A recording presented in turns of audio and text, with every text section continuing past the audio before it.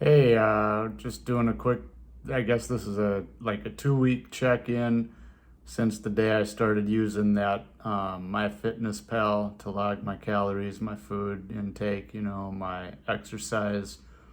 Um, so officially, the day I started doing that, I was 152 pounds, and today I am 150.2. I know that's like zero point 0.6 more than I was 2 days ago or whatever, but I weigh myself every day, so there's going to be a little fluctuation. So the big takeaway, down 1.8 pounds after 2 weeks of logging my calories. And I do a fairly intense strength training routine 3 times a week.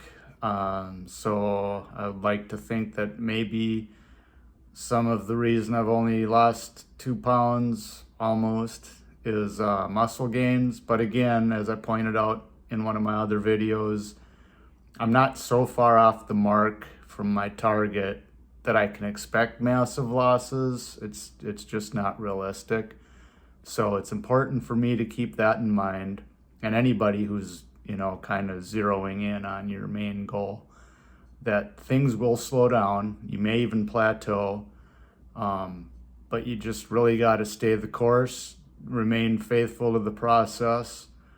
I do like to tie in some biblical reference or whatever from time to time. I think it's a great foundation for a person to live by. And I mean, it's a constant theme throughout the Bible. You got to put in the work, you got to stay true to it, you have to believe in what you're doing. And it's a delayed gratification. I mean, that's a theme that happens over and over again, even to the extreme in scripture where it's like, first you're going to suffer, then you'll have the experience of the glory afterwards. So anyway, just a little food for thought there. But to get onto, I guess, a little bit of something I wanted to touch on quickly today in this 2 week check-in here is, well, for one thing, this is not even related to what I want to talk about, but you'd probably notice I'm in the landscape or whatever. The last couple videos I did were all in that portrait mode. I wasn't really thinking. So I was holding my camera vertically and talking into it, or actually my phone. But then when I edit them and put them into YouTube, I realized they look kind of ridiculous. So I'm going to try and get in the habit of putting them in this landscape from now on. Sporting a shirt today. I just took a shower, and there's no real visual change yet to speak of, so we don't need to do the shirtless thing. I'm sure I'll be back at it next time. I'm sure you're all thrilled to hear that. Just kidding. But what I did want to go over is the core principles as to what I'm doing here. So I've already beat it into the ground that I started logging my calories because I didn't think I was probably in a caloric deficit, and I'm really sure that's true just based on what I was eating for breakfast, and like I said, how I would cook a steak and eat the whole thing just because it was on my plate. But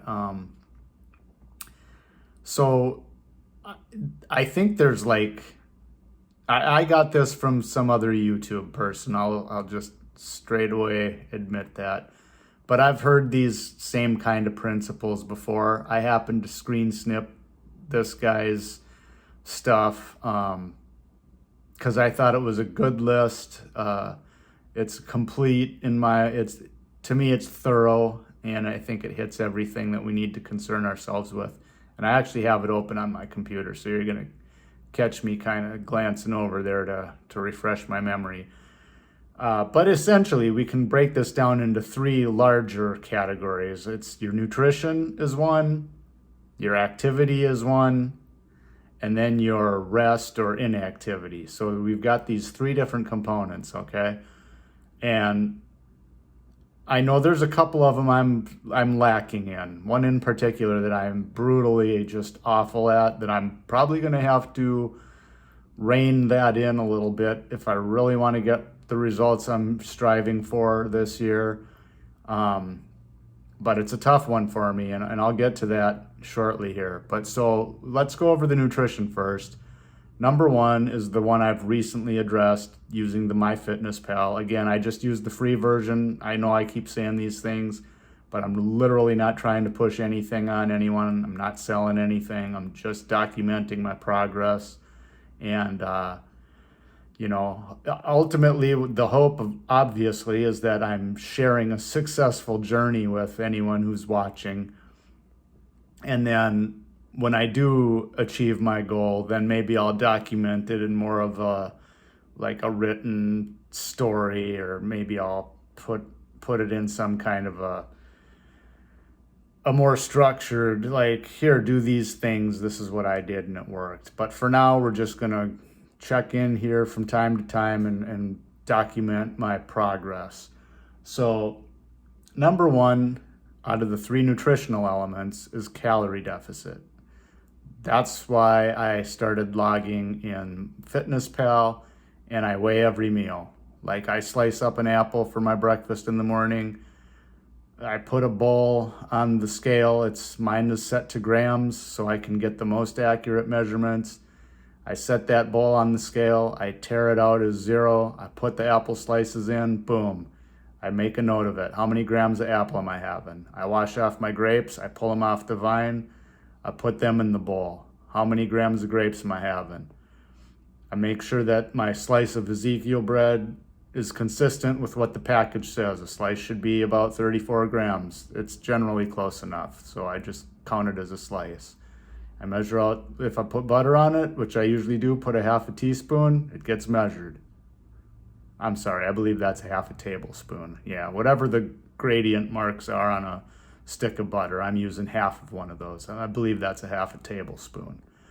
My eggs, eggs are pretty standard, but I look them up in the MyFitnessPal and make sure I'm using the right brand, all that business. And I'm not going to go through every meal. I'm illustrating the high points. Like, that's literally how I put my meals together.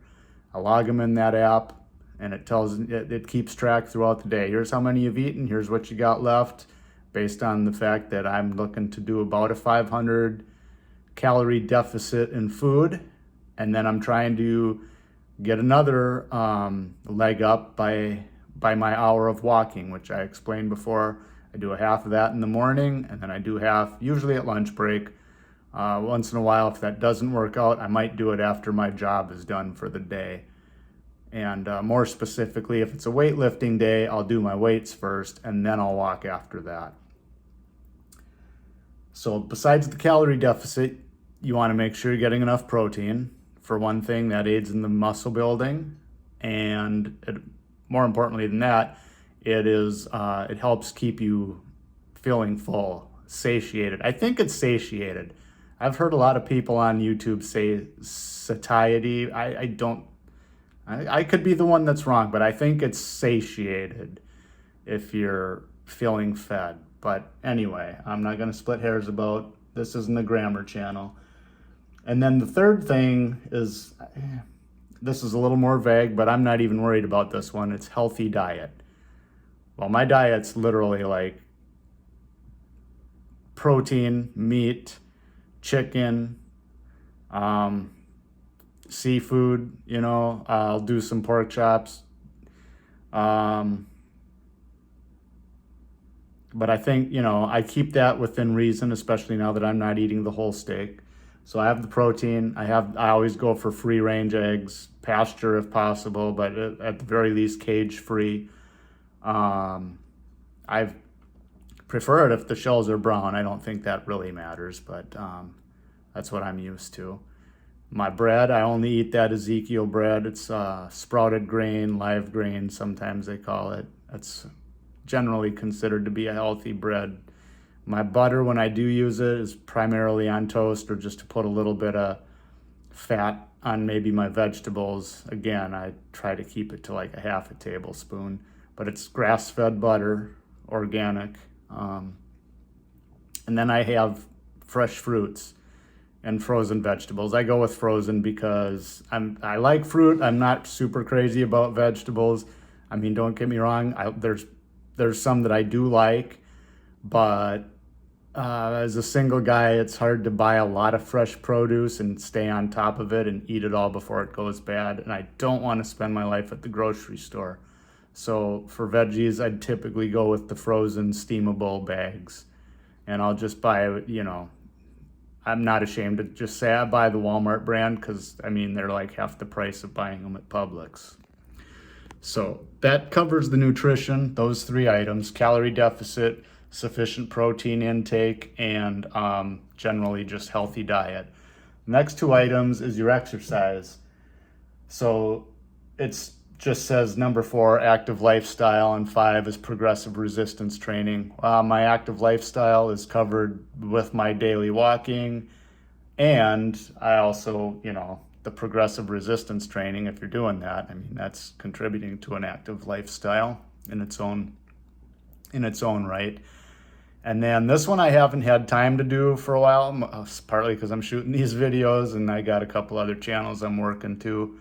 But I do like to maybe drive up to the beach and take a nice long walk. I may spend a half a day there and just walk along the shores and take in the sun and watch the waves and all that. So, I mean, I think I got the active lifestyle thing covered pretty well. And then the last 2 items, this is the one where I know I fail miserably. It's your rest or relaxation. I think maybe might be a good way to call it out too, because it's good sleep. And by good sleep, the general rule of thumb is like at least 7 hours. But I think 7.5 to 8 is more of the accepted best minimum. And I have way too many nights where I'm struggling to pull 6 because I'm staying up too late trying to get things done. And this it can affect your appetite, it can affect your hormones, it can affect your stress. And then the last item is managing stress, number 7. That one I don't feel like I do too badly at. But if it gets tied too much to the lack of good quality sleep, then I'm probably experiencing a little bit more stress than I would give myself credit for. Although I know my blood pressure is good, and that used to not be the case. So I'm probably not really stressed out, but I know I'm definitely lacking in rest most of the time. Anyway, I'll keep checking in with y'all and try to provide some updates, some pointers as I uncover things. And we'll see where we're at next week if I don't see you before then. Take it easy.